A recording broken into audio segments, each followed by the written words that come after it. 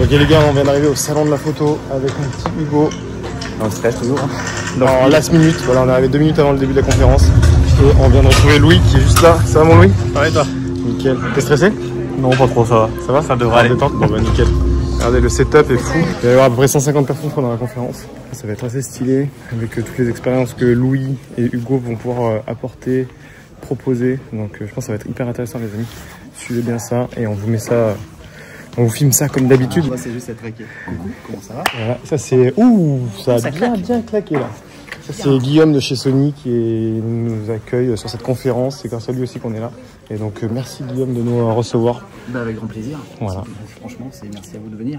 Ah, ça va être trop cool. Voilà, on est en place avec Guillaume, Hugo, le grand chef qui va animer la conférence. Et puis là, ça commence à bien se remplir la salle. Est-ce que Louis, t'es toujours stressé ou t'es plus stressé? Non, toujours pas. Il est toujours pas stressé, le gars. Le sujet, on le connaît, donc ça devrait aller. Ok, ça va. Il a bien révisé, donc c'est bon. C'est bien rempli, hein, 150 personnes. Bonjour à tous. Bienvenue dans cette grande conférence Sony. Cette année, on a un plateau très relevé, et très relevé dans tous les sens du terme, puisqu'on va atteindre des sommets, normalement, au cours de cette conférence. Bienvenue à vous trois, Mathis, Louis et Hugo, de venir nous partager un petit peu vos expériences de réalisateurs d'images dans des conditions extrêmes, on peut le dire. Je pense que si vous êtes là, c'est peut-être que vous avez vu un petit film qui est sorti l'année dernière qui s'appelle Kaizen, qui vous a donné un peu la notion de ce que ça pouvait être que du reportage engagé en termes de physique et d'aller chercher des images très haut, très loin. Je vous propose qu'on commence par une petite séquence vidéo et puis après on fera les présentations.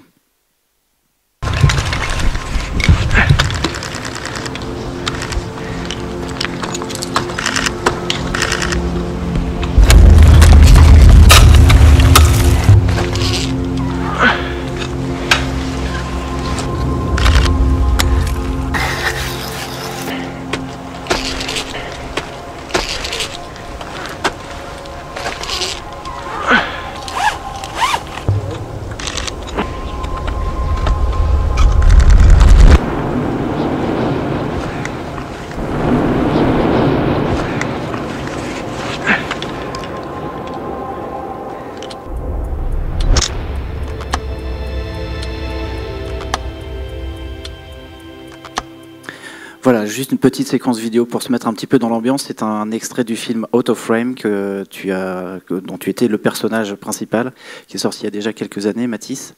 On va peut-être faire un petit tour de table pour vous présenter. Mathis, puisqu'on parle de toi, on commence par toi. Ouais, allez, allons-y. Merci Guillaume de nous recevoir et bienvenue à tous. J'espère que ça va être intéressant pour vous cette conférence. Et voilà, Mathis Dumas, guide de haute montagne, photographe, filmmaker, influenceur, réalisateur. Ça fait beaucoup. Ça fait pas mal de choses. Et voilà, très content d'être ici. Et puis là, du coup, la petite vidéo, c'est un projet qu'on avait fait en 2020 pendant le Covid. En fait, quand on faisait des films de montagne, il y avait tout le temps le public qui nous demandait comment les images étaient tournées. Et en fait, on s'est dit, en fait, ça intéresse presque plus le public de voir comment les images sont réalisées que les films d'action. Donc c'était pour ça un peu, vu qu'on avait du temps, on s'était dit on va s'auto-produire. C'était une bonne idée, c'est un très bon film pour ceux qui ne l'ont pas vu, je vous le conseille. Louis, toi tu es quelqu'un dont on ne connaît pas le visage parce que tu es plus souvent derrière la caméra. Oui, exactement. Bonjour à tous, merci d'être là. Merci Guillaume de nous recevoir et merci à Sony aussi d'avoir organisé cette conférence. Donc moi je m'appelle Louis Jam, je suis photographe de haute montagne, on va dire. Je suis vraiment spécialisé en très haute altitude. J'ai fait donc 2 fois l'Everest et j'y suis allé une 3e fois cette année, mais on n'a pas atteint le sommet. Et donc j'avais notamment participé avec Mathis, j'avais filmé le documentaire Kaizen que sans doute beaucoup d'entre vous ont vu. Donc ça a été un peu le plus gros projet sur lequel auquel j'ai pu participer. Et avec une certaine audace, on va dire. Tu t'es retrouvé dans ce projet de manière un petit peu... Avec de l'audace, parce que tu y allais... Oui. Tu es allé un peu au bluff en contactant directement Inox en proposant tes services. Ouais, tout à fait. En fait, j'avais fait l'Everest l'année d'avant et puis j'ai vu une info passer sur lui quand j'étais en Patagonie pour un autre projet avec d'autres clients. Et je lui ai envoyé un mail, et c'était le jour de Noël. Et donc j'ai eu de la chance. Je pense que c'est le seul jour où il lit ses mails, parce qu'il a rien à faire le jour de Noël. Donc il avait ouvert ses mails et il m'a répondu. Il m'a envoyé un vocal sur Instagram 2 heures après le mail. Et puis quelques jours après, j'ai eu Mathis au téléphone. Et je pense que 10 jours après, j'étais... Et vous vous connaissiez tous les deux avant ? Non, on ne se connaissait pas. Pas du tout. On s'était jamais... Vous étiez tous les deux guides de haute montagne, mais pas des mêmes montagnes. Ouais, enfin, moi, je suis pas guide comme Mathis, mais je guide aussi en Amérique du Sud, parce que je passe l'essentiel de mon temps en Amérique du Sud. Mais voilà, on ne se connaissait pas, je le suivais sur les réseaux, mais j'étais beaucoup moins connu et reconnu que lui. Je le suis toujours d'ailleurs, mais bon, on va dire que le projet Kaizen m'a quand même bien aidé on va dire, à croître sur les réseaux, et puis aussi à trouver du travail. Voilà, quand on fait l'Everest, déjà c'est une bonne carte de visite, et puis quand on filme Kaizen, c'est encore mieux. C'est encore mieux. Ouais. Donc vous voyez, des fois, il suffit d'un mail. Voilà, c'est ça. Candidature spontanée. Je vous encourage à le faire de temps en temps, ça marche. Après, candidature spontanée, je ne suis pas sûr qu'il y en ait beaucoup dans la salle à pouvoir dire qu'on a déjà fait l'Everest. Bref. Hugo, toi, tu es d'un autre projet, mais qui a aussi beaucoup d'ambition en termes d'ascension. Oui, c'est vrai. Bonjour tout le monde. Merci Guillaume, merci Sony. Comme tu l'as dit, je suis d'abord vidéaste, photographe et réalisateur pour des projets de montagne. Et je suis aussi une fille qui s'appelle Constance Scherer, qui gravit les 7 sommets les plus hauts de chaque continent. En hommage à son papa. Et donc voilà, c'est un beau projet. Et avec une association qui poursuit aussi un but de venir en aide, afin de donner de venir l'espoir. En aide à des enfants qui ont perdu justement un parent. Un parent, c'est ça, exactement. Ouais. Et j'ai rencontré Louis à l'Everest l'année dernière, et Mathis plus récemment aussi, et on travaille ensemble sur d'autres projets. Voilà. Ok. On peut pas encore en parler. C'est encore un peu tôt. C'est un peu tôt. Ok, on se reverra alors. Mais déjà, vous avez déjà une info. On te voit là, Mathis, en train de photographier les 2 pieds qui ne touchent plus le sol de très très haut. Il y avait dans l'extrait du film qu'on a vu, il y avait une citation que j'ai retenue où tu disais, pour moi, c'est un lien, quand tu parles de c'est un lien, c'est l'image, j'imagine, la photo, c'est un lien vers l'aventure, une prise directe sur les sentiments, un mélange entre passion et obsession, surtout quand tu fais de la photo de montagne. Je prends des photos de personnes exceptionnelles, les pieds dans le vide. C'est un métier, il ne faut donc pas avoir le vertige pour faire de l'image en montagne. Ouais, non, c'est sûr. Je parle de vertige à la fois au niveau propre et au sens figuré, parce que le vertige, c'est aussi des fois de partir à l'aventure en cordée et sans savoir vraiment toujours avec qui tu pars. Exactement. C'est vrai que le milieu dans lequel on gravite, on est d'abord, je pense, tous des alpinistes, en tout cas des pratiquants amateurs de montagne et de sport outdoor en général. Et donc, moi, à travers mon métier de guide de haute montagne, ça regroupe autant l'alpinisme que le ski sous toutes ses formes, que ce soit ski de randonnée, ski freeride, snowboard, voilà. Après, tout ce qui est escalade sur glace, escalade, canyoning. Et après, de manière plus large, on est aussi des amoureux des sports outdoor dans la montagne, donc parapente, VTT, trail, un peu toutes les disciplines. Et je pense que l'essentiel, c'est d'abord de maîtriser ces sports, les comprendre, pour avoir aussi l'ADN et avoir le geste juste pour pouvoir faire de belles images. Et moi, au début, pendant très longtemps, avant de me dire « Ok, je suis photographe professionnel », ça a pris vraiment du temps. J'étais vraiment alpiniste, grimpeur, et je documentais ce que je faisais en montagne. Et c'est que par la suite, on a commencé à me proposer des contrats, de faire des images pour des marques, pour des projets, pour un peu tout ce qui est possible. Et c'est ce que j'avais envie de vous demander d'ailleurs à tous les trois, c'est qu'est-ce qui est venu en premier? Est-ce que c'était la passion pour l'image ou est-ce que c'était la passion pour la montagne? Moi, du coup, c'était la passion de la montagne. Et après, je voulais documenter ce que je faisais en montagne. Et voilà, ça a vraiment commencé comme ça pour moi, en tout cas. Moi aussi. Enfin, moi, j'ai toujours fait de la photo. J'ai toujours aimé faire de la photo depuis très longtemps. Mais c'est plus, je faisais de la montagne et j'amenais un boîtier. Donc, petit à petit, les gens nous demandent de faire des photos. Après, petit à petit, on commence à les vendre, à être payé. Et puis après, on accepte des projets. voilà, Et aujourd'hui, c'est étape aussi par étape.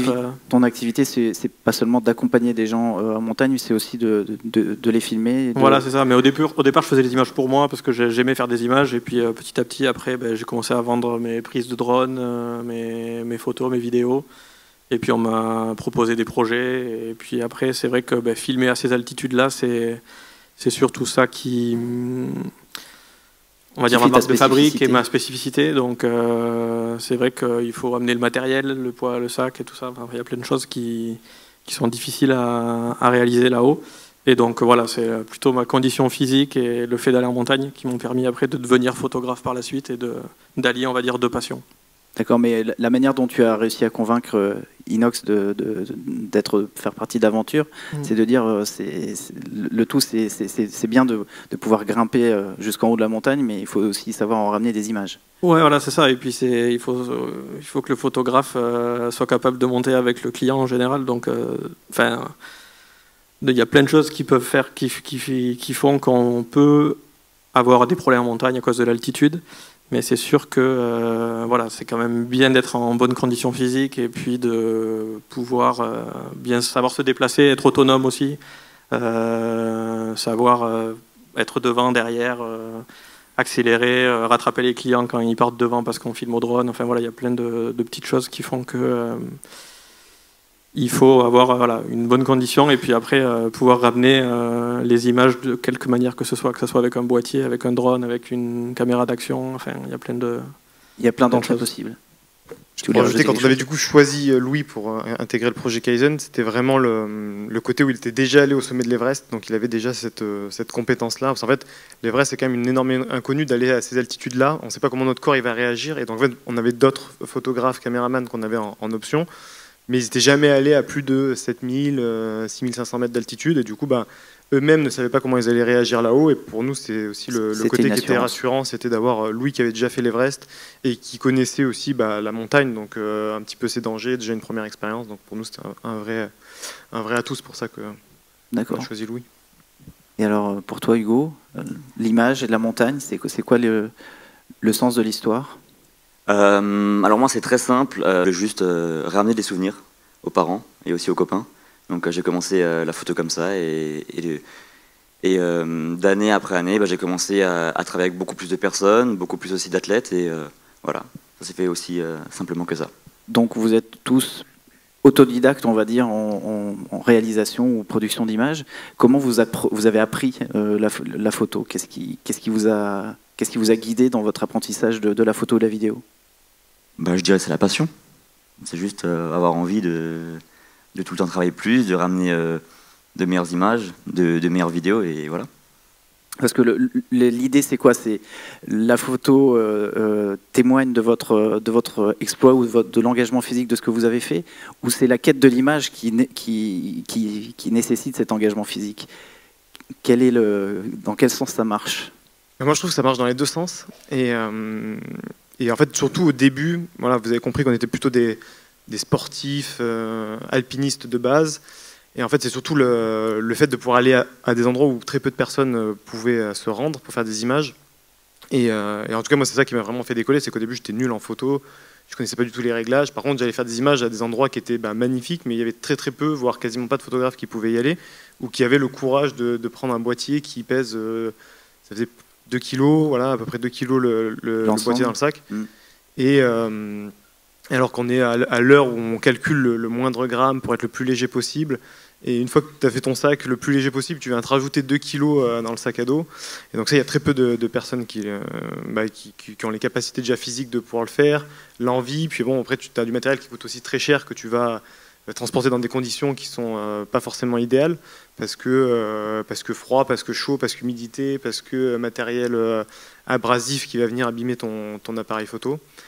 Et je sais plus ce que je voulais dire. Donc c'est le simple fait que toi tu aies osé faire ça, emmener ton boîtier sur les cimes, qui t'a permis de faire tes premières images et d'y prendre goût. Et effectivement, et du coup en fait d'un côté tu as envie de documenter de la performance, donc aller chercher la belle image, et du coup c'est ce qui va te motiver à aller en montagne et à faire des beaux projets. Comme l'inverse aussi marche très bien, c'est-à-dire que tu as une idée en tête d'une performance ou d'une aventure et que tu vas vouloir documenter, les deux pour moi marchent et les deux sont des sources de motivation. Voilà, pour moi dans les deux sens ça marche complètement. Ok. Pareil les gars. Non, je suis tout à fait d'accord avec ce que vient de dire Mathis. Après, ouais, moi c'est pareil, je voulais ramener des images pour mes proches, pour les amis, et puis pour montrer ce qu'on fait aussi. C'est vrai que souvent, quand on fait de la haute montagne, les gens ont peur, ou les gens se demandent ce qu'on fait là-haut, et en fait, ramener des images, ça permet de pouvoir expliquer ce que c'est, et de pouvoir montrer ce qu'on fait. Et après, quand ça finit sur des documentaires sur YouTube, c'est encore mieux parce que du coup, il y a encore plus de gens qui peuvent le voir. Mais au début, c'était plus pour faire des images pour moi. Et pour en revenir à ta question aussi au départ, moi j'ai été autodidacte. Je pense que dans la salle, il doit y avoir des photographes qui sont bien meilleurs que moi en termes de connaissances photographiques. Mais bon, moi j'ai appris en regardant des tutos YouTube, en regardant certains influenceurs que j'ai vus là-haut tout à l'heure. Que j'ai regardé les réglages, comment régler ma caméra, on apprend petit à petit. Et puis on apprend aussi entre nous, des fois on se donne des conseils. Moi j'ai beaucoup appris de Mathis aussi quand on est partis ensemble. Et parce qu'on ne travaille pas sur le même matériel, sur le même boîtier. Donc voilà, petit à petit c'est un apprentissage, et une formation continue, on va dire. Quoi. Pour toi Hugo? Ils ont tout dit. Hein. Ils ont tout dit. C'est parfait. Okay. C'est parfait. On parle de montagne, on parle beaucoup d'Everest parce que c'est vrai que c'est ce qui vous rassemble tous les trois. Vous avez tous les trois fait l'Everest. Alors toi, les images, on les a pas encore vues parce qu'elles sont encore en cours de montage, c'est ça? C'est ça, on est en train de finaliser le documentaire là. Voilà, donc on le verra quand et où? Alors c'est le 27 février à Strasbourg et en mars au Grand Rex. Je suis un très très mauvais communicant parce que j'ai oublié la date. Ah. on la rajoute. Non, je reviens après. Tu reconnectes tes neurones et tu nous rappelles, ok? Vous avez fait, pas que l'Everest du coup, vous avez fait plein d'autres sommets. C'est quoi qui guide le choix de vos expéditions? C'est l'envie est-ce qu'il y a des montagnes qui sont plus photogéniques que d'autres, des lumières que vous recherchez? Je pense évidemment au sujet de Autoframe où tu avais l'image que tu voulais faire au départ et tu passais toujours au même endroit sans voir vraiment ce que tu pouvais en faire. Et puis un jour, tu as le déclic, tu vois l'image que tu veux faire et tu mets tout en place pour le faire. Mais est-ce qu'il y a, qu'est-ce qui vous guide dans ces réalisations d'images? Celle-là, je la trouve très, très, très éloquente, on va dire, hein, dans ce que ça signifiait pour toi de faire cette image. Mais comment ça marche, quoi? Qu'est-ce qui vous guide dans le choix de vos expéditions? Alors moi, ce qui me guide en tout cas dans le choix de mes expéditions, c'est d'abord les rencontres humaines. Je veux que ce soit une aventure humaine qui soit forte, parce qu'on va partager énormément de temps ensemble de manière très, très proche et très intime. Donc souvent ça commence par une rencontre et après des sommets, des massifs qu'on a entendus, où on a déjà vu des images, qu'on a envie d'aller explorer. Et vous avez une bucket list pour ça? Et on en parlait à midi, c'est marrant parce que il y a pas une bucket list, mais d'endroits qu'on n'a pas encore explorés. Moi, par exemple, je me suis dit j'ai fait une fois l'Everest, je vais pas y retourner tous les ans, même si j'ai l'opportunité. Je suis en mode c'est fait. C'était une super opportunité. Si j'y retourne, j'y retournerai par une autre voie, mais je vais pas retourner à faire.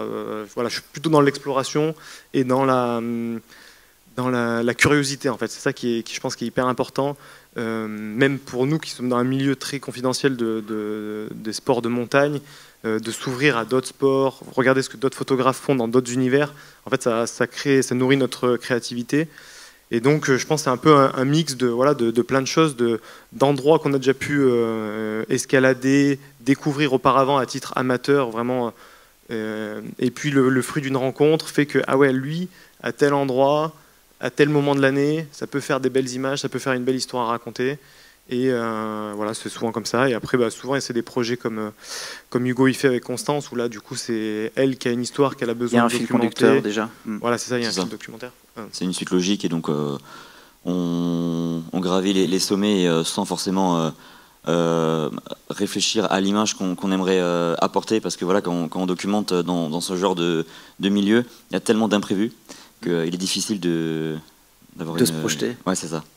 C'est vrai que je me suis posé la question en regardant ton film Autoframe, si vous n'aviez pas réussi à tendre cette ligne, il n'y avait pas de film ou il y avait quand même le film de ce qui ne s'était pas passé? Non, il y aurait eu un film, quoi qu'il arrive. Après, on aurait continué du coup dans notre recherche pour faire cette image.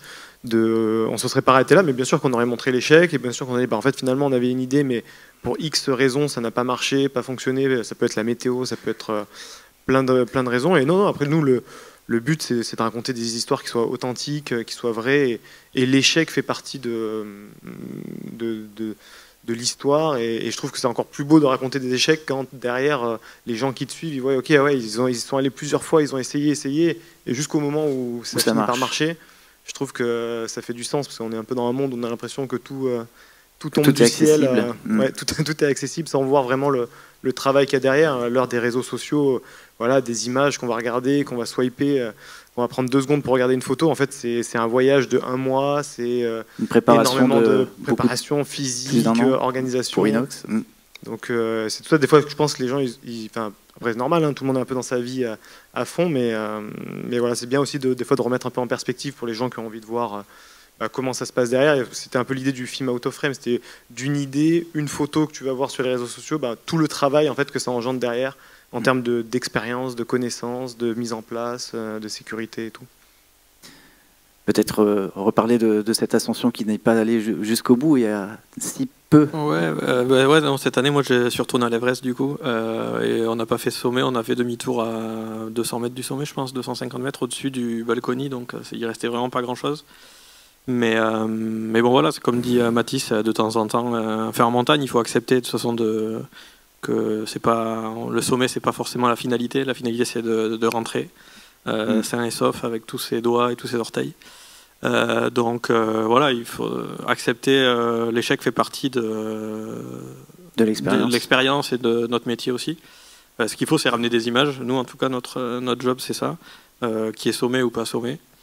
Et puis moi, pour en revenir à ta question du départ, c'est vrai que moi, les projets, je les choisis en fonction aussi de la demande des clients.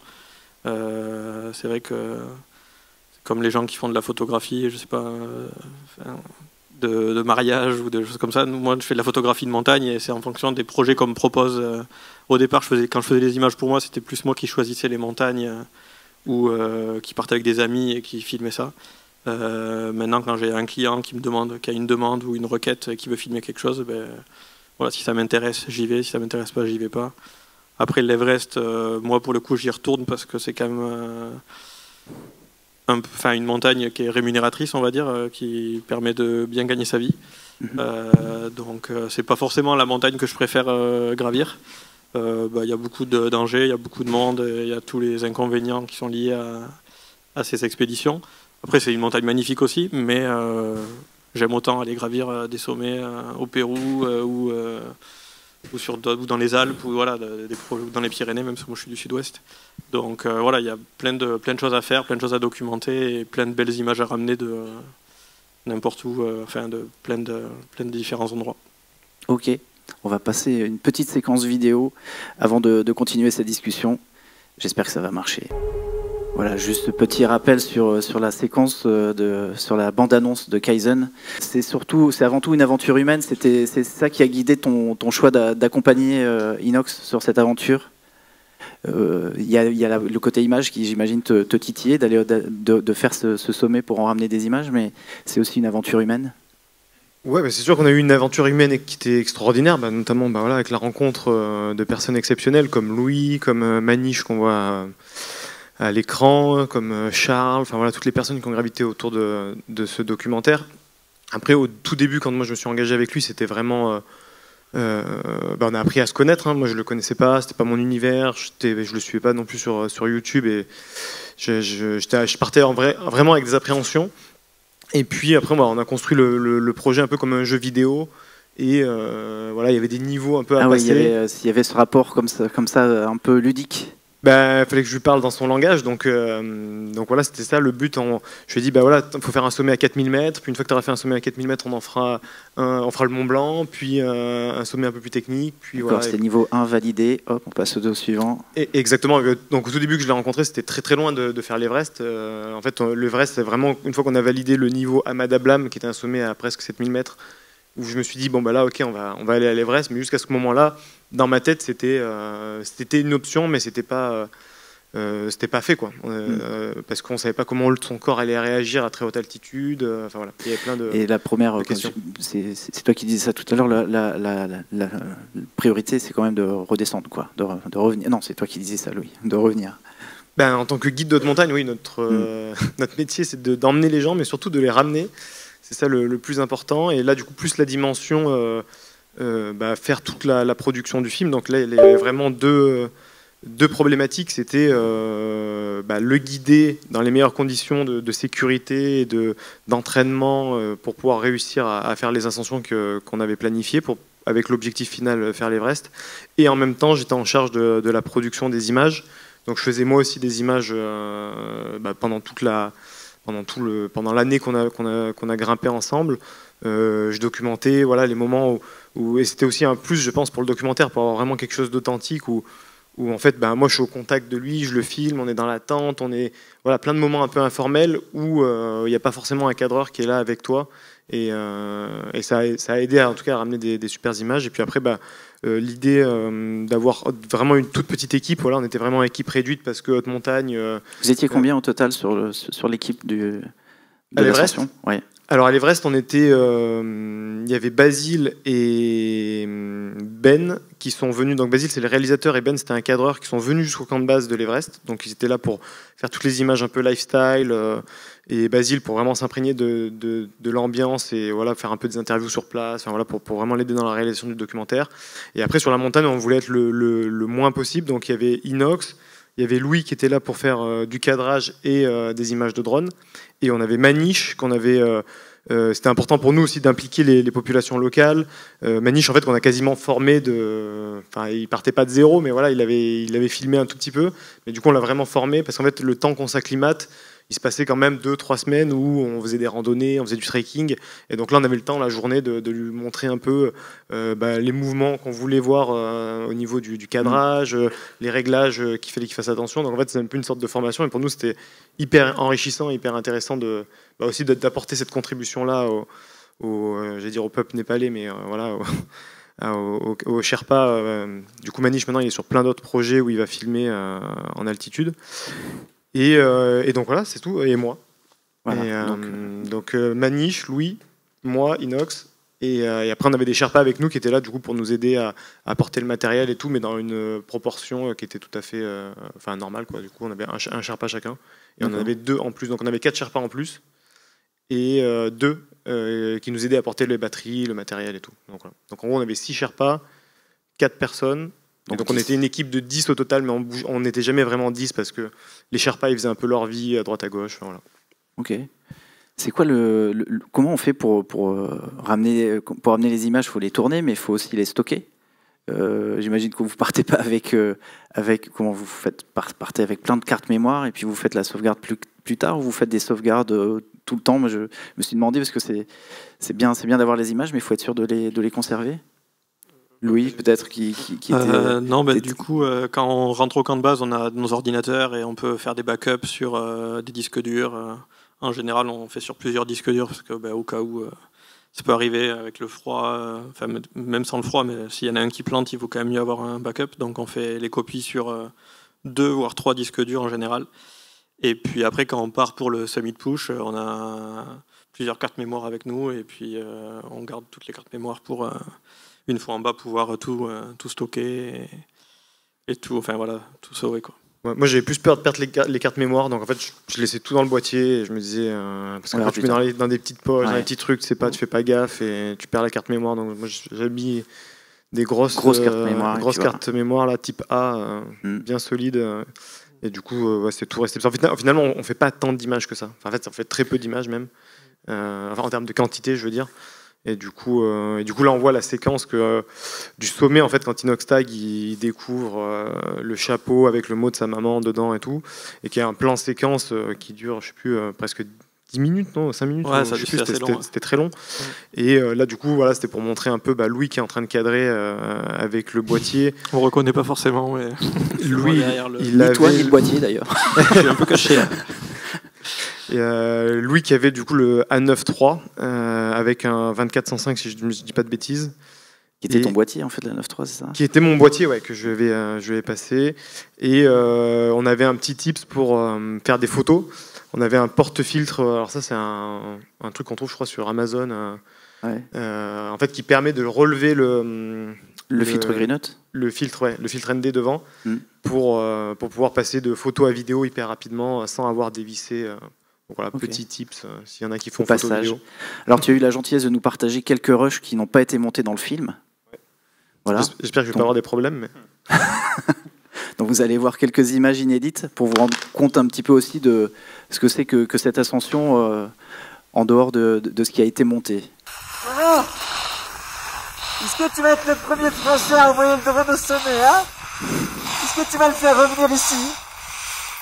Est-ce que le drone il va revenir? Je vais perdre mon drone, putain. T'as vu le mec, le vol qu'il a fait? Hein? T'as vu le vol qu'il a fait? Tu disais? J'avais pas fait attention qu'il y avait le son. Mais...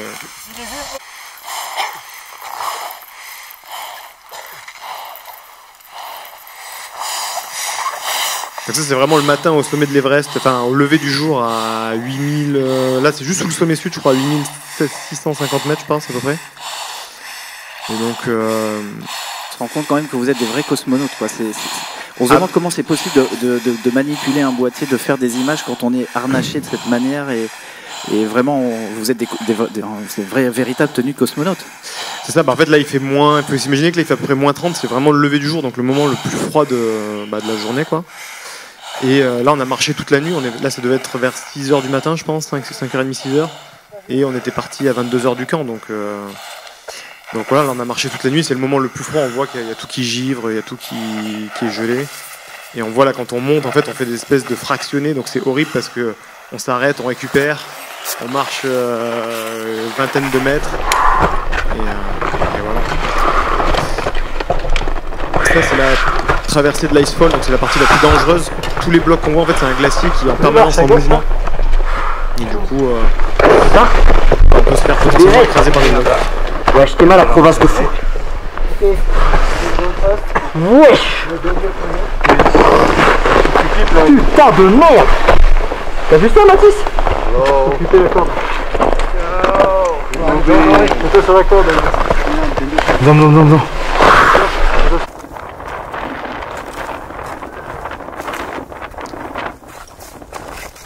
Donc voilà, là on voit Louis qui a le boîtier toujours à l'épaule, prêt à... Quand il faisait pas trop froid, hein, c'est ça la technique, on le met à l'épaule et pour être prêt à le dégainer le plus rapidement possible. Parce qu'avec Inox qui parle tout le temps, faut pouvoir. Qui aurait cru qu'il y a un an, j'allais être ici là? Il n'y a pas beaucoup qui ont cru, hein. Je te le dis. Qui aurait cru qu'on allait tous être ensemble ici? Sans deck. J'ai vraiment envoyé les images, j'ai pas du tout fait gaffe beau, à ce qu'on hein. disait. Donc j'ai un peu peur, parce que je me dis là, à tout moment. Je veux dire que je suis en train de monter l'Everest. J'en reviens pas.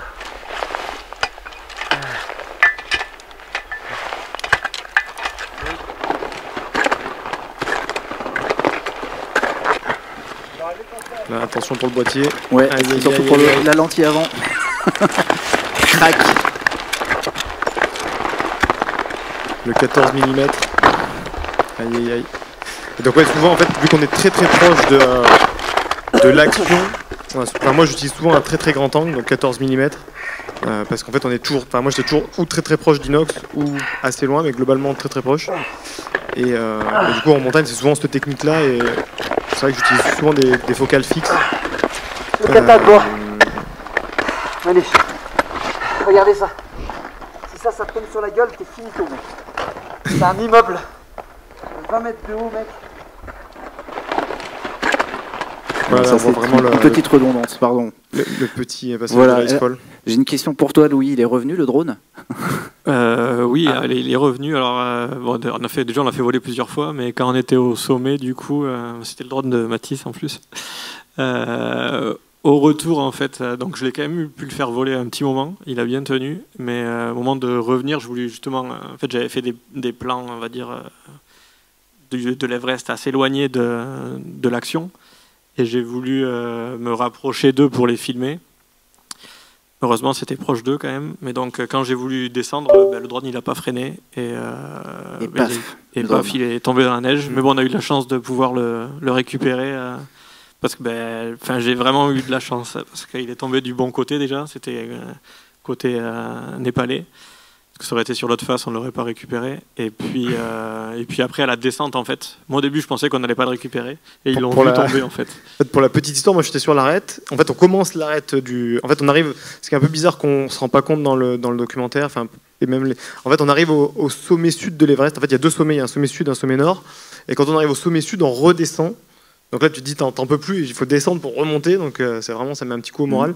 Tu redescends, bon, c'est pas énorme, tu redescends un petit peu, puis là tu arrives sur cette arête où on voit toutes les photos de bouchons et cette arête un peu impressionnante.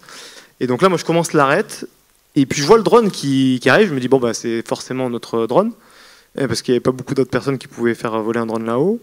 Et là, je vois le drone qui tombe comme une pierre, devant moi, et je le vois tomber juste devant moi sous l'arête, quoi. Et je dis, mais attends, mais ça, je crois que c'est sûr que c'est notre drone. Enfin, et je vois qu'il n'est pas tombé dans la face. Je me dis, bon, mais il doit être juste là-dessous. Je ne le voyais pas, mais je me dis, c'est sûr qu'il est juste dessous. Et je dis à mon Sherpa, je dis, je pense que c'est notre drone. On fait un nœud sur la corde pour s'en rappeler à la descente. Et puis, arrivé à la fin de l'arête un peu escarpée, je dis, faut qu'on attende Louis pour faire tout le sommet tous ensemble et tout. Voilà. Esprit de cordée. Et du coup, je vois Louis qui arrive. Et je lui dis, t'as perdu le drone? Il me dit, putain, je voulais pas te le dire, mais... je voulais pas te flinguer le sommet. Il me dit, je me rappelle très bien qu'il me dit, je voulais pas te pourrir ton sommet, mais ouais, j'ai perdu le drone. Et il était dépité, il voulait pas me le dire, parce qu'il s'est dit, je vais pas gâcher le sommet, quoi. Et je lui dis, mec, bonne nouvelle, chez Willy, on va pouvoir le récupérer. Et là, il me croyait pas au début, il me dit, mec, qu'est-ce que tu me racontes, il est tombé, c'est fini, quoi. Et en fait, la probabilité que le drone tombe exactement à cet endroit-là, et du coup, dans la descente, effectivement, on a pu récupérer le drone avec mon Sherpa, on est redescendu quelques mètres. Juste pour le petit détail aussi, c'est parce que le réalisateur du documentaire et Inès m'avait dit, en gros, on savait que le drone, il y avait beaucoup de chances qu'il tombe avec le froid et puis la portance. En fait, le fait qu'on soit en très haute altitude, il tient pas beaucoup. Et donc, il m'avait dit, en gros, filme, et puis de toute façon, on arrivera avec l'IA à récupérer, parce qu'on a les rushs dans le contrôle, en fait. Et donc, il m'avait dit, c'était mieux de le récupérer forcément, parce qu'on avait les images en 4K et tout ça, mais en gros, il m'avait dit, ne sois pas stressé à rester près de la prise, et c'est pour ça que je suis allé loin, que j'ai filmé en me disant, au pire, on aura les images en basse qualité, quoi, et puis ils feront quelque chose, ils feront des miracles. Mais bon, finalement, on a eu de la chance et on a pu récupérer les images en 4K, donc on a pu voir des belles images de drone dans le documentaire. On dit qu'il n'y a pas de bons documentaires sans bonne audio aussi, sans bonne bande son. C'est assez étonnant quand même d'avoir le... Tu disais, tu n'étais pas conscient qu'il y avait le son, mais il était très bon le son. En fait, vous le preniez comment le son? Vous aviez un ingé son avec vous? Ah non, pas du tout. Alors on avait le mieux c'était les micros Sony. Alors dans les noms je suis pas très bon, mais c'est ECM10 ECMB1M ou M1 ou ECMB10. Quelque chose comme ça. Non mais ouais, dans voilà, les micros Sony en fait qui s'intègrent, qui se griffent directement. Il n'y a pas de batterie, il n'y a pas de fil. Donc ça c'était pour nous c'était la meilleure option parce qu'en fait là-haut on peut pas penser à tout et tu te dis merde t'as oublié le fil ou il n'y a pas de batterie, du coup t'as pas du tout de son et pour le coup quand c'est branché il n'y a vraiment pas du tout de son. Que là on était sûr qu'on allait avoir un son hyper qualitatif et puis nous contrairement à Hugo, je pense que toi tu peux témoigner, mais nous la dimension c'était faire l'Everest et faire les images, donc les deux étaient aussi importants. Et du coup, il fallait qu'il n'y ait pas de vent, qu'il fasse grand beau. Donc c'est aussi le fenêtre de tir qu'on a choisi. Parce que s'il y a du vent, on ne peut pas enregistrer de voix. Et pas de drone. Et donc nous, on avait vraiment cette volonté-là. Mais je crois que Hugo, il n'a pas eu tout à fait la même expérience.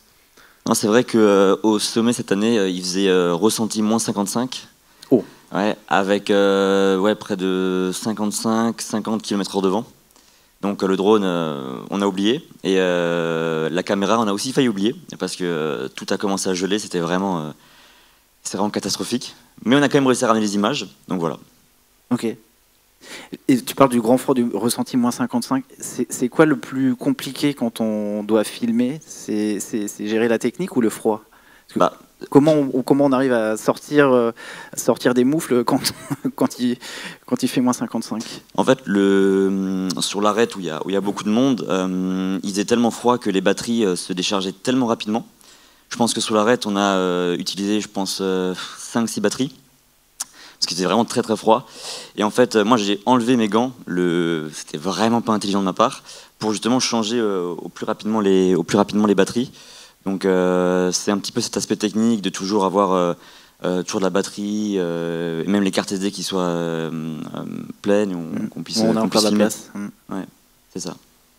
Et le froid, en fait, pareil, qu'on se rend pas bien compte, je pense, c'est qu'il fait tellement froid tout le temps en permanence, et qu'on est en permanence dans le froid, parce qu'en fait, dans la tente, il fait aussi très très froid.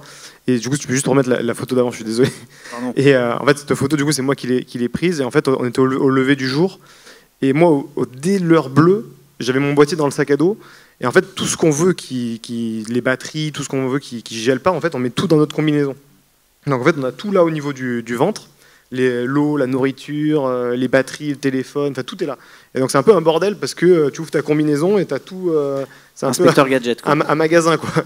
Et donc moi, quand on est parti du camp, vu que je savais qu'on allait marcher quand même pendant un bon bout de temps dans la nuit, qu'on n'allait pas faire beaucoup d'images vu qu'il faisait vraiment nuit noire, j'avais mis l'appareil photo dans le sac sans la batterie. Et aux premières lueurs du jour, j'ai dit ok, je vais le mettre sur moi pour qu'il se réchauffe et qu'il soit opérationnel aux premières lueurs du jour, parce que en fait à ce moment-là on dit à Maniche vas-y filme-nous, c'est les moments où il y a les belles lumières, et en fait le boîtier il marchait pas, quoi. Le boîtier il s'allumait, il buguait parce qu'il n'avait pas anticipé ce moment-là, et du coup moi heureusement que j'avais anticipé, je sortais le boîtier, je faisais quelques images, je le rangeais, il se remettait à bugger ou il faisait des choses bizarres. À un moment donné je m'étais aperçu que je shootais et il l'enregistrait pas. C'est-à-dire qu'en fait, je voyais le buffer, mais le nombre d'images ne descendait pas. Donc je me disais, mais heureusement que j'en suis aperçu, parce que sinon j'aurais cru shooter sans avoir d'image. Sans avoir d'image. Ouais, donc il faut aussi avoir des boîtiers qui sont qualifiés pour monter au-dessus d'une certaine altitude. Vous avez quand même réussi à faire des images jusqu'en haut. Ouais, jusqu'en haut, on a réussi à faire les images sans problème. On voit bien la séquence du sommet, là où il y a du coup Maniche, Louis qui filment.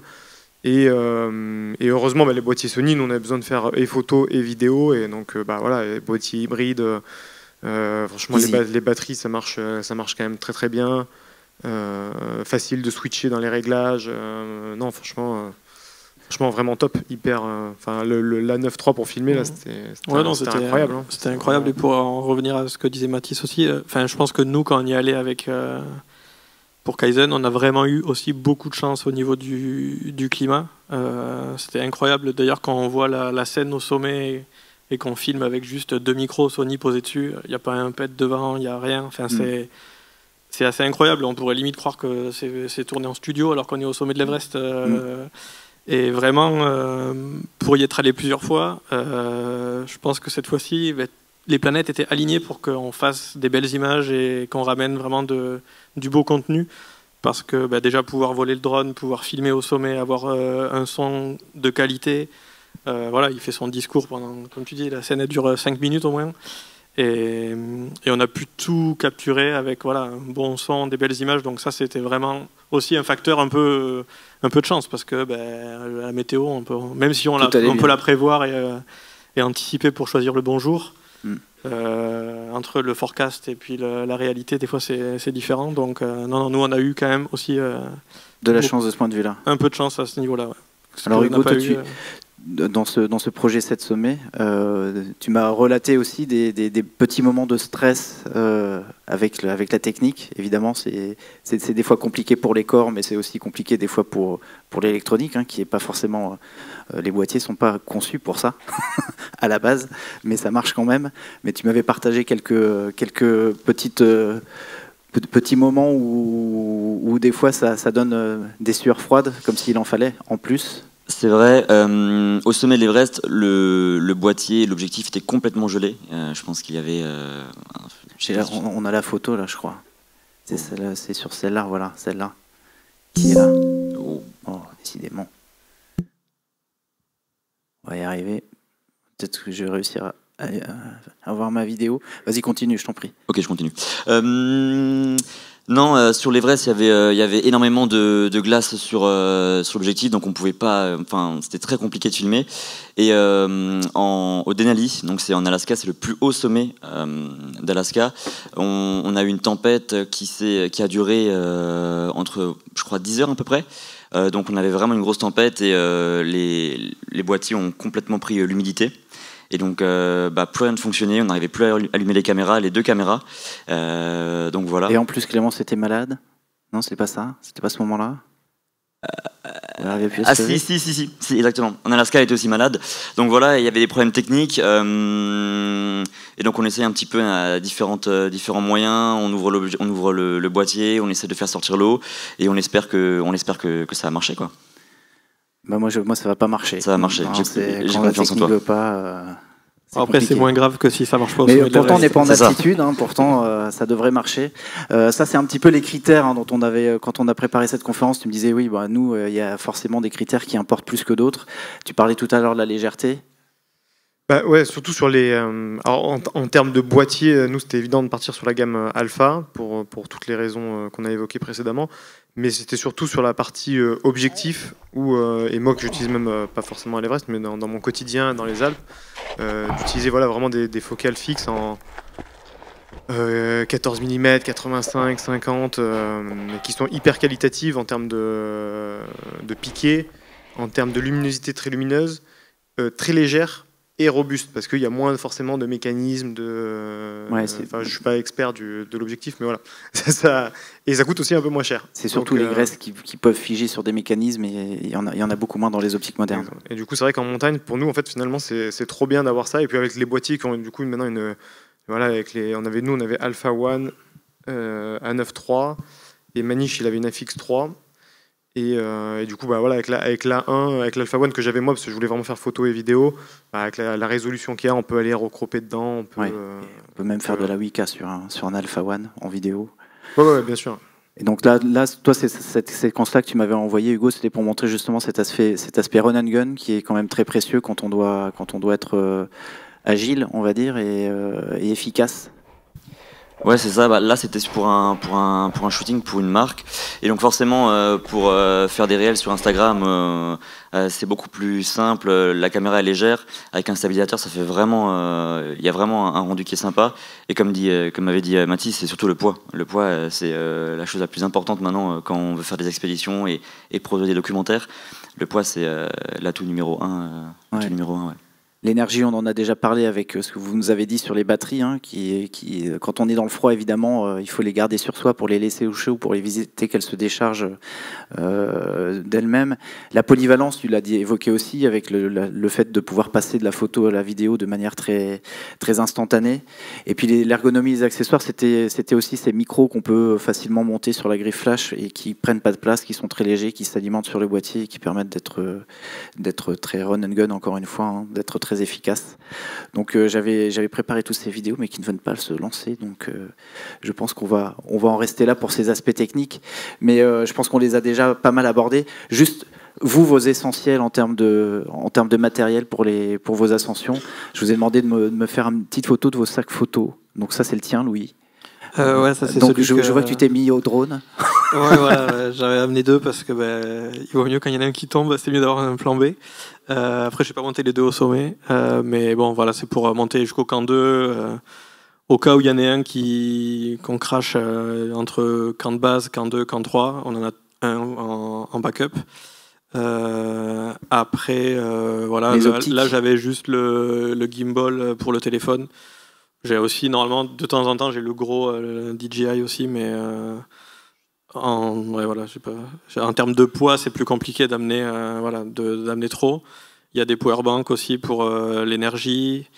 En tout, cette année, j'avais 5 batteries Sony, et puis voilà, des objectifs. Donc 2 objectifs essentiels pour toi. C'est ça. Là, j'ai pas mis le 3e, mais j'en avais amené j'en avais un autre aussi. Là, c'est le 16-35 qui est dessus. Et j'avais aussi le 24... 24-105, je crois. 24-105 F4. J'avais ça. Okay. Là, du coup, tu as acheté quoi comme boîtier maintenant que... Là, j'ai A7 IV et du coup, tout à l'heure, je regardais, il y a des bons tarifs. Là, j'ai peut-être acheté autre chose sur le salon. Là. Un petit 7C2 ouais, voilà, pour avoir un plan B, mais je suis pas encore monté jusqu'au Alpha One. Je n'ai pas encore le budget, on va voir. Hugo, pour toi? Oui, ça c'est mon équipement. Moi, quand je pars avec Constance, je suis seul à tout faire. Donc je fais la photo, je fais la vidéo, je fais le drone. Donc c'est sûr que, par exemple, les 2 boîtiers, il faut que j'en prenne un en plus parce qu'il n'y a pas d'autres cadreurs. Donc il faut vraiment qu'on ait cette possibilité de changer d'équipement si jamais il y a un dysfonctionnement. Et donc voilà, il y a des batteries. Normalement, il y a plus de batteries, normalement, mais il y a drone, voilà, il y a un peu tout ça, la GoPro aussi. Et ouais, c'est à peu près tout. Ouais. C'est à peu près tout, les disques durs de sauvegarde. Ça, pour l'Everest, c'était super important, comme on en avait parlé avant. L'Everest, ce qui est bien, c'est qu'au camp de base, c'est quand même une mini-ville, donc on peut... on peut essayer de faire du lead rush, on peut brancher les ordinateurs, on peut. Donc c'est pour ça que les disques, ils sont avec nous aussi. Et puis le micro, le M1 aussi. Toi, c'est aussi le petit micro qui se monte sur la grille flash. C'est vraiment le petit accessoire magique pour être léger et efficace. En fait, à l'époque, j'avais un autre micro à fil, et quand j'enlevais le sac, etc., parfois ça s'arrachait et c'était vraiment pas pratique du tout. Là, il n'y a pas de fil. Là, c'est vrai qu'il fait vraiment le taf. Ouais, c'est bien. Et du coup, là, tu avais 2 FX3. Tu fais des photos avec les FX3 ? Ouais. Ah ouais, ok. En fait, on en avait parlé, il y a ce petit... je sais pas comment dire, l'intelligence artificielle dans le boîtier. Oui, enfin la puce IA. Ouais, voilà, c'est ça. Pour l'autofocus. Voilà, et c'est super simple, je trouve, de prendre des photos. Moi, le but, je suis pas là-bas en tant que photographe non plus. Ouais. Mais c'est vrai que essayer de shooter sur l'arête ou même dans des endroits assez intéressants, c'est toujours bien de prendre des photos. Et je trouve que je suis quand même satisfait des photos, quoi. Ouais, mais je suis pas d'accord. Ah si, ça marche. Non, mais c'est vrai que c'est étonnant d'avoir, dans le choix du boîtier, de dire tu fais photo, vidéo avec un FX3. Pour moi, c'est vraiment très vidéo. Mais ouais, c'est vrai que j'ai pas trop le choix non plus parce que sinon après, tu vois, c'est. Il y a toujours un axe, on choisit de privilégier l'ergonomie vidéo, l'ergonomie photo. C'est vrai que toi, tu étais d'abord photographe avant de devenir vidéaste. Et des fois, ça vient aussi du sens dans lequel on a fait le parcours. C'est peut-être ça pour toi, non ? Pour shooter avec la FX3 en temps... Honnêtement, c'est vraiment juste parce que moi, je réalise des documentaires et je peux pas me permettre d'avoir un autre boîtier dans le sens où je viens que sur les mêmes réglages, la même... Et voilà, Donc tu dupliques. Ouais, c'est ça, voilà. Et du coup, en objectif, toi, t'es quoi, là ? J'ai le 24-70, le 70-200... J'ai du mal à le reconnaître, 16-35 peut-être ? Oui, il me semble. Ouais. J'ai l'impression. Ok, du coup, t'es sur... C'est marrant, je pose des questions, ça m'intéresse aussi, parce qu'on est sur des stratégies différentes. Alors toi, ça c'est ton équipement. Alors un joli flatlay. Non, mais moi, j'étais un peu à droite à gauche quand tu m'as demandé d'envoyer la... Mais j'ai l'historique de l'équipement, on va en savoir un petit peu plus, je crois. Mais ouais, ça c'était l'équipement que j'avais là sur l'UTMB. Donc là, au final, on va prendre l'Alpha One. Monter en 24-105 comme ça, c'est assez polyvalent. Et on va se prendre le petit... Wow, donc là c'était pour l'UTMB. Exactement. Le petit 300 mm de 8. Ça c'est quoi? C'est Sony qui a envoyé? Ouais, c'est Guillaume du service pro qui nous met ça à disposition pour la semaine de l'UTMB. Mec, il a confiance, hein. Guillaume, j'espère que t'es en confiance parce que là, le 300 ça vaut combien ça? 7000 balles. 7000 €? Ah ouais. Bon ben 7000 €. Bisous Guillaume, hein. Si tu regardes la vidéo, regarde pas trop quand même dans quelles conditions on va l'utiliser. J'ai jamais shooté au 300 mm fixe comme ça, là ça va être stylé, je pense qu'on va faire des belles images. Donc, voilà, là au final on va prendre l'Alpha One. Voilà, découvert 300 mm, c'est vrai que c'est des optiques qui sont quand même très lourdes, très chères, et nous, en tout cas dans moi, ce que je fais, c'est pas forcément nécessaire, et c'est aussi l'avantage qu'on a d'être proche de Sony et de pouvoir aussi avoir à disposition éventuellement sur certains projets particuliers de pouvoir tester et faire des images avec des choses nouvelles. Des choses nouvelles, voilà, différentes. Et puis du coup, de voir aussi le rendu, de voir les possibilités, ça aussi, ça travaille pour d'autres projets dans le futur. Et voilà, après, non, ouais, c'est vrai que c'est pas du tout... Je vous rassure, le 300 mm va bien. Oui. Non, on fait attention, c'était pour rigoler. Et c'était avec Victor Barcus qu'on a eu aussi sur notre plateau cette semaine, qui est passé jeudi, pour nous raconter aussi une histoire de photographe. Voilà, en tout cas, le but ultime, c'était effectivement de ramener ces images-là, ces images qui sont faites tout en haut. Le but ultime, oui, c'était d'y aller, de revenir, d'avoir une aventure humaine extraordinaire. Et au final, les boîtiers aujourd'hui sont tellement performants qu'ils sont là pour... c'est des outils qu'on utilise, qu'on intègre dans notre équipement maintenant d'alpiniste. Et de plus en plus, c'est aussi le problème. Enfin, le problème, c'est que c'est bien, ça ouvre des nouvelles possibilités, filmer, photo, vidéo. Mais du coup, on va prendre des drones en plus, on va prendre des GoPro, enfin des caméras embarquées, donc on rajoute aussi tout un lot de matériel, des parapentes, voilà. Mais du coup, ça ouvre plein de possibilités voilà, exactement, pour raconter de nouvelles histoires. On est déjà, je pense, un petit peu en retard sur le programme. Quelques photos de vous au sommet, c'est des beaux souvenirs, c'est des images qui restent. Ah bah ça c'est sûr, le sommet de l'Everest, ça restera gravé à jamais dans nos mémoires. Hein. En fait, c'est un projet, l'Everest ou même d'autres montagnes. C'est des projets chronophages parce qu'on y pense tout le temps. On a le bonheur de pouvoir shooter dans des endroits qui sont quand même magnifiques. Et on a aussi un petit peu ce devoir de résultat tout en rentrant quand même aussi en vie. Mais quand même, voilà, si on peut avoir le sommet et si on peut avoir les images, bah, c'est vraiment le pompon sur le gâteau. Et c'est vrai que ça va rester dans nos mémoires. Super. Là, maintenant, c'est votre tour de poser des questions. Est-ce qu'on peut allumer la salle pour voir si on a des questions dans la salle? Allez-y, ne soyez pas timide. Ne soyez pas timide. Enfin, on a peut-être tout dit. Hein. Allez, on a une question premier rang, c'est facile. Déjà, bonjour. Vous avez tous parlé des batteries sur l'ascension de l'Everest. Notamment, Hugo t'a expliqué qu'elles se vidaient à une vitesse folle. Et vous expliquez qu'après le camp de base, du coup, c'est plus vraiment une ville, c'est vraiment des camps.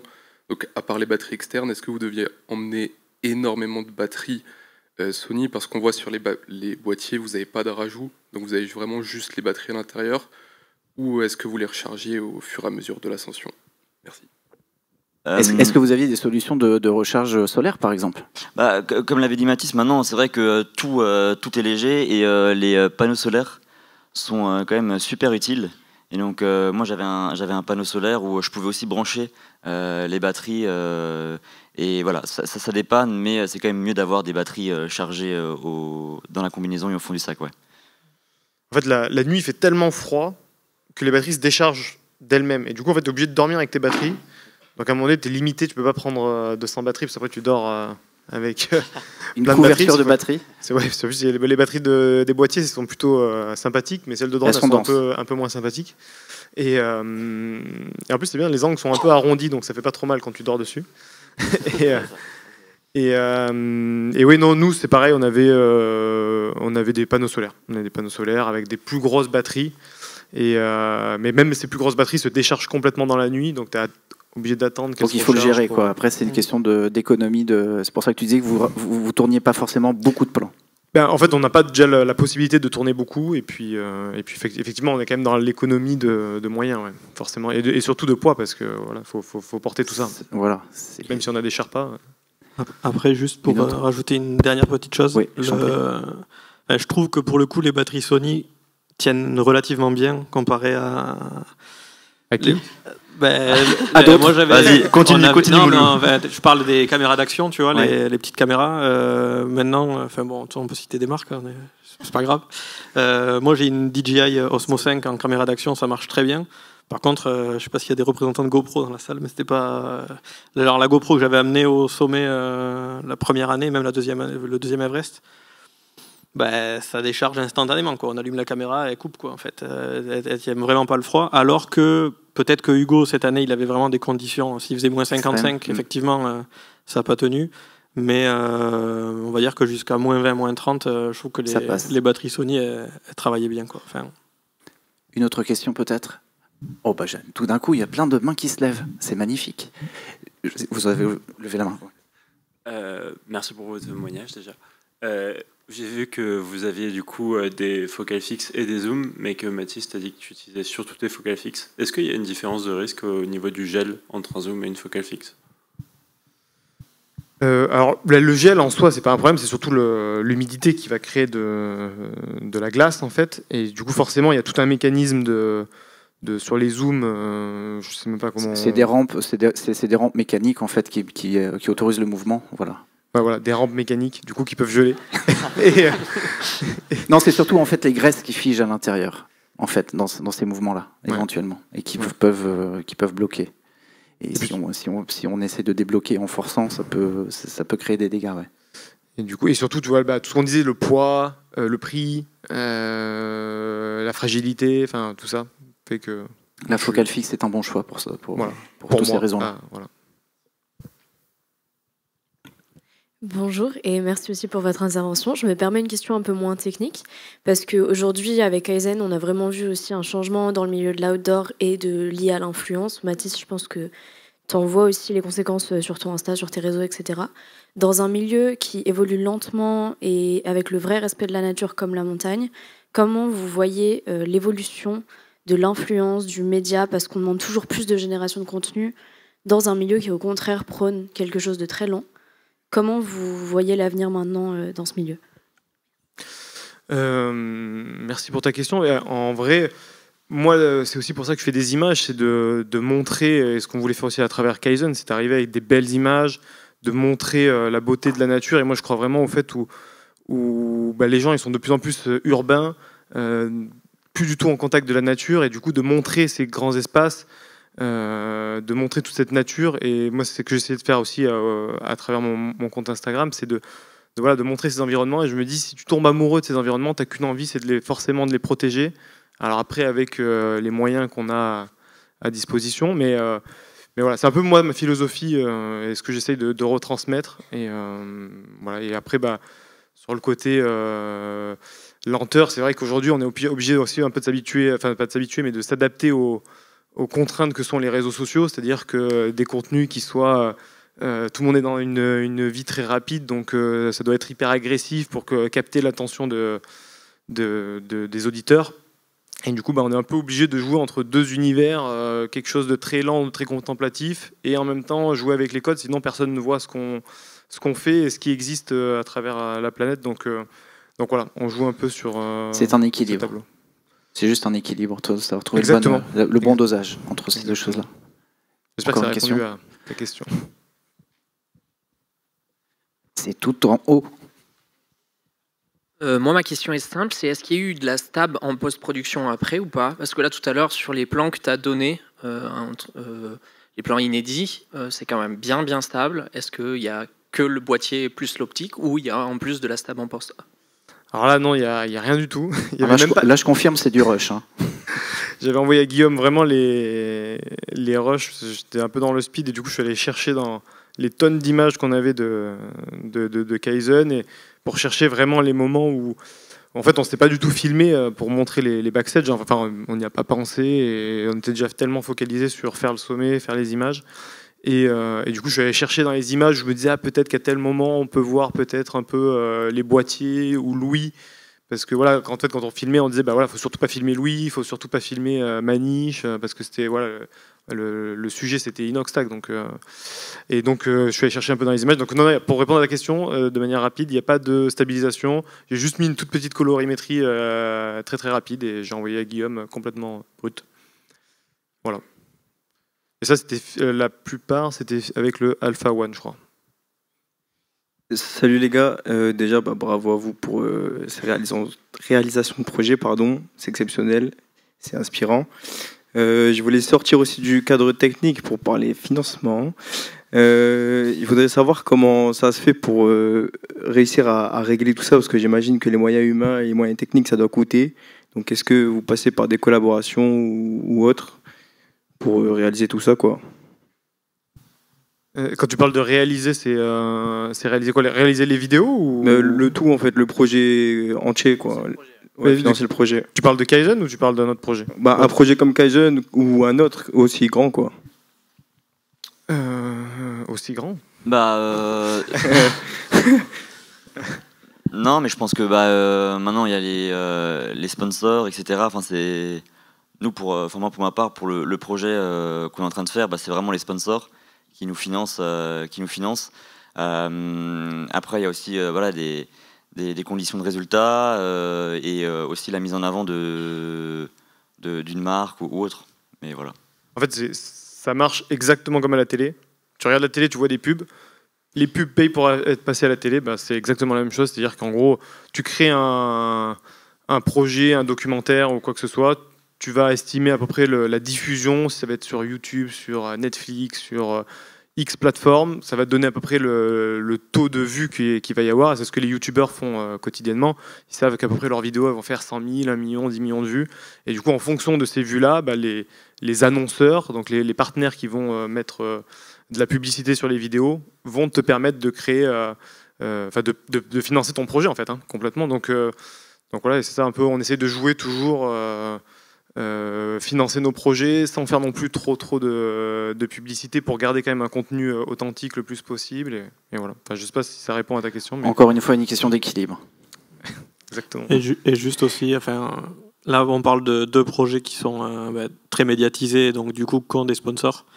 Mais après, il y a aussi de temps en temps des clients. Enfin, moi, pour le coup, la première année où je suis allé à l'Everest, c'était un client privé qui avait du coup des belles économies de côté et du coup qui vous paye pour le filmer. Donc là, pour le coup, c'est lui qui prend en charge toute l'expédition. Il n'y a pas de sponsor, c'est juste le client qui a les moyens de se payer une expédition à l'Everest plus un photographe pour le suivre. Donc c'est aussi un moyen de pouvoir faire des expéditions et des photographies ou des images dans ces milieux-là, quoi. Voilà. Je suis pas sûr que ça va l'aider à faire des projets, ça.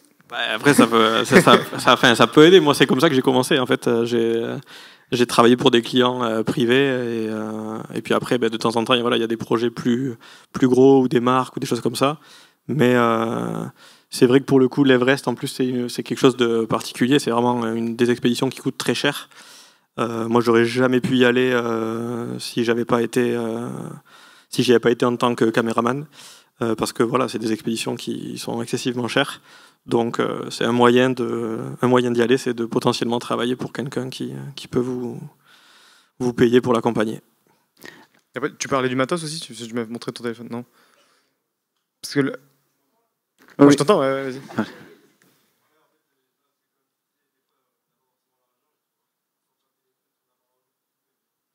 Après, pour le matériel, pour le coup, moi, la façon dont je vois le matériel, c'est vraiment un investissement sur toi-même, sur ton travail, et c'est pas un investissement qui est perdu. C'est-à-dire qu'un boîtier, une optique, même si elle te convient plus, même si tu veux changer de passion, elle n'a pas perdu de valeur ou elle perd très peu de valeur. Donc en fait, même si tu immobilises 2000, 3000, 5000 euros, derrière, quelque part, tu vas les retrouver à un moment donné. Tu vois, enfin, pas intégralement, mais tu vas pas perdre 5000 euros. Tu vois, c'est pas du consommable. Ouais. C'est pas du consommable. On prend une dernière question et après on va devoir abréger. Bonjour, oui, c'est une question un petit peu plus technique. Je suis arrivé un petit peu en cours de conférence, j'ai raté le début. Du coup, je voulais savoir si vous avez abordé le sujet du profil d'image. Est-ce que vous tournez en S-Log ou en RX 709 lors des tournages? Un truc un petit peu plus peut-être run and go parfois. C'est en log, non? Au maximum, on essaie de shooter en S-Log 3 et profil Gamut Ciné, je crois. Ouais. C'est ça, Guillaume? Ça marche, ça? C'est crédible. Okay. Il me semble que de tête, c'est ça. De tête, c'est le profil flat qui marche. C'est le profil flat qu'on utilise pour pouvoir derrière étalonner entre les différentes caméras. Alors, les caméras Sony, il n'y a pas de gros delta. Mais c'est ça, tu disais que vous aviez quand même un panel de boîtiers différents et à l'image, tout se mixe parfaitement. Exactement, mais c'est surtout pour régler après l'image, la colorimétrie, je pense que tu connais, mais entre les caméras embarquées, les drones, voilà. C'est là où c'est ça. Qui sont aussi dans des profils flat et qui du coup après en post-traitement nous permet d'ajuster tout, de tout aligner. Quelques petites actualités avant de se quitter. Un livre qui vient de sortir pour toi, Mathis? Oui, effectivement. On a fait sorti un livre il y a un mois, là. Un mois pile aujourd'hui d'ailleurs. Le 11 septembre. 11 septembre, voilà, exactement. Et du coup, c'est un livre, voilà, si vous voulez découvrir, il y a pas mal d'images. Parce que moi, je suis pas trop littéraire, donc je voulais un livre qui soit facile à lire et aussi avec beaucoup d'images qui soient faciles à feuilleter. Et voilà, ça parle un peu de mon parcours, de comment moi j'ai grandi en Ardèche, en Provence, comment on se retrouve à aller au sommet de l'Everest avec Inoxtag et motiver les jeunes à trouver leur passion, leur voie. Même si on est dans un environnement qui paraît pas favorable, il y a toujours une voie. Une voie, exactement. Donc voilà, si vous voulez découvrir. Et un film. Et du coup, un film dans la foulée qu'on a sorti la semaine dernière, qui est un film portrait sur un très bon ami à moi, Léo Slemet, qui est un des skieurs freeride les plus prolifiques des dernières années, en tout cas en France, qui a été champion du monde de ski freeride et qui a une histoire, je ne vais pas vous spoiler, mais qui a une histoire très très très particulière et très émouvante. Et du coup, voilà, ça me tenait à cœur. Du coup, typiquement, c'est un projet qui était un projet personnel que j'ai financé, que j'ai autofinancé moi-même au départ. Et après, j'ai trouvé du coup des partenaires. Une fois que j'ai commencé à avoir une sorte de film pilote, j'ai pu commencer à rallier des partenaires pour pouvoir. L'idée, c'était même pas de gagner ma vie dessus, c'était juste voilà, de pouvoir financer ce projet parce que cette histoire me tenait à cœur. Et donc voilà, ce sera disponible dans plein de festivals cet automne et notamment Montagne en scène le 13 novembre à Paris. Et j'aurai d'autres dates aussi à Paris, je crois. Mais voilà, tournée Montagne en scène. Et après, on sortira en ligne plus tard. Super. Et vous, les gars, toi, ton prochain film, t'as retrouvé la date ou... Bah non, toujours pas. Toujours pas. J'étais en train de réfléchir, mais non, j'ai toujours pas. Bah, c'est pas grave. Okay. Non, mais il y aura le film sur l'Everest, sur Constance, la plus jeune française qui a fait l'Everest, qui va sortir le 27 février. Et ensuite, normalement, je vais repartir aussi en Himalaya, faire d'autres montagnes. Et donc voilà. Donc l'aventure n'est pas encore terminée pour toi. Elle n'est pas finie, non. Louis? Moi, il n'y a pas de livre, il n'y a pas de film en prévision, mais bon, moi, je suis beaucoup en montagne ces derniers temps. Des expéditions, en tout cas. Voilà, beaucoup d'expéditions. Et puis, en tout cas, ouais, en dernier mot pour juste dire que moi, j'ai commencé la montagne très tard. J'ai commencé à faire des images très tard aussi. Et donc, il n'est jamais trop tard. Il n'est jamais trop tard de se lancer, de faire des images, ramener des souvenirs, et puis... Voilà, on ne sait pas jusqu'où ça peut nous mener, quoi. Donc voilà, n'hésitez pas à oser, comme tu l'as fait avec Inox, d'envoyer un mail. Ouais, je pensais pas. Enfin, moi, tout le projet qu'il y a eu, j'ai du mal encore à y croire des fois quand je vois la bande-annonce ou quand je vois que le documentaire, je ne sais plus combien de vues il a maintenant, mais la dernière fois que j'ai regardé, il était à 45 millions, je crois. Donc c'est quand même fou d'avoir pu participer à un documentaire comme ça. Et donc voilà, n'hésitez pas. Les candidatures spontanées, des fois, ça marche. Et voilà, puis, je vous ai mis les QR codes pour les suivre, pour envoyer vos candidatures. Voilà, c'est ça, exactement. N'hésitez pas à nous suivre sur Instagram aussi, c'est sympa. Et puis vous pouvez aussi nous suivre nous, éventuellement, Alpha Universe by Sony, avec plein de belles histoires, d'autres belles histoires de photographes et de vidéastes. Un petit concours photo sur l'automne, si ça peut vous inspirer. Envoyez-nous vos meilleures images, il y a des beaux prix à gagner. Merci à tous les deux, merci pour nous avoir partagé un peu les coulisses de vos images et de vos expéditions. Je pense que c'est un rare plaisir de vous avoir comme ça, d'aussi près, de pouvoir vous poser des questions directement sur vos réalisations. Bravo à tous les trois pour vos performances et pour vos images.